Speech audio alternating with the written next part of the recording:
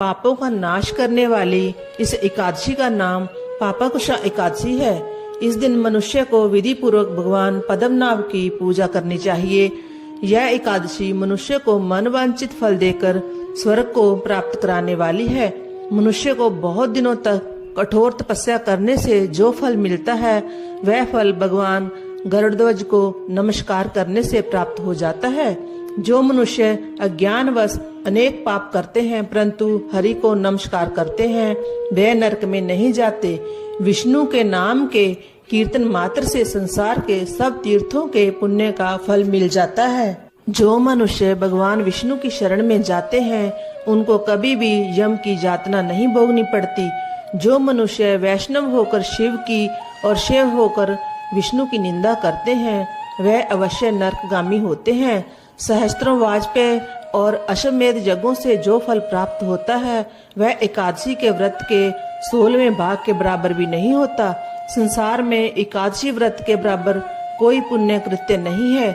इसके समान पवित्र तीनों लोकों में कुछ भी नहीं है। इस एकादशी जैसा पुण्यदायी कोई व्रत नहीं। जब तक मनुष्य पद्मनाभ की एकादशी का व्रत नहीं करते हैं तब तक ही उनकी में पाप वास कर सकते हैं। यह एकादशी स्वर्ग, मोक्ष, आरोग्यता, सुंदर स्त्री तथा अन्न और धन को देने वाली है। इस एकादशी व्रत के बराबर गंगा, गया, काशी, कुरुक्षेत्र और पुष्कर भी पुण्यवान नहीं है।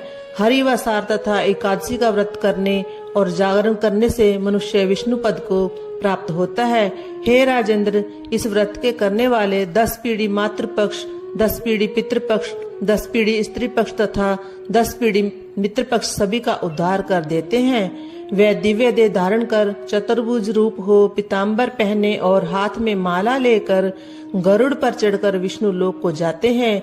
हे नृपोत्तम, बाल्यावस्था, युवावस्था और वृद्धावस्था में इस व्रत को करने से पापी मनुष्य भी दुर्गति को प्राप्त न होकर सद्गति को प्राप्त होता है।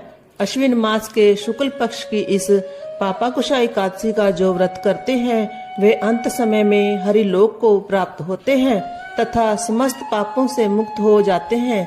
सोना, तिल, भूमि, गौ, अन्न, जल, छतरी तथा जूती दान करने से मनुष्य यमराज को नहीं देखता।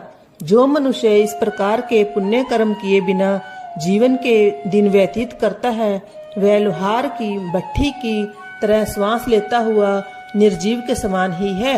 निर्धन मनुष्यों को भी अपनी शक्ति के अनुसार दान करना चाहिए तथा धन वालों को सरोवर, बाग, मकान आदि बनवाकर दान करना चाहिए। ऐसे